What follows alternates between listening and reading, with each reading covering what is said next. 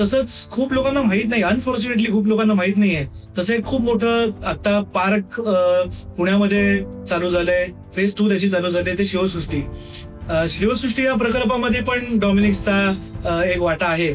आणि त्या प्रकल्पामध्ये शिवाजी महाराजांचं चरित्र, शिवाजी महाराजांच्या गोष्टी हे वेगवेगळ्या रूपामध्ये आणलेले आहेत. म्हणजे खूप लोकांना माहित नाही, लोकांना वाटतं म्युझियम असेल किंवा लोकांना वाटतं एक बिल्डिंग बांधून ठेवलेली आहे, पण याच्यामध्ये अनेक 1:1 स्केल बिल्डिंग बांधलेल्या आहेत आणि त्याच्यामध्ये एक्सपिरियन्सेस क्रिएट केलेले आहेत. म्हणजे महाराजांचं हॉलोग्राफिक तुमच्या समोर येतं आणि नौकेवरती महाराज उभे आहेत आणि त्याच्या अनुषंगाने काही स्टोरी टेलिंग केलं जातं किंवा इतिहास आपल्यासमोर ऍक्च्युअल घडवला जातो मिक्स्ड रियालिटीच्या स्वरूपात किंवा प्रोजेक्शन मॅपिंगच्या स्वरूपात किंवा अॅनिमेट्रॉनिक्सच्या स्वरूपात.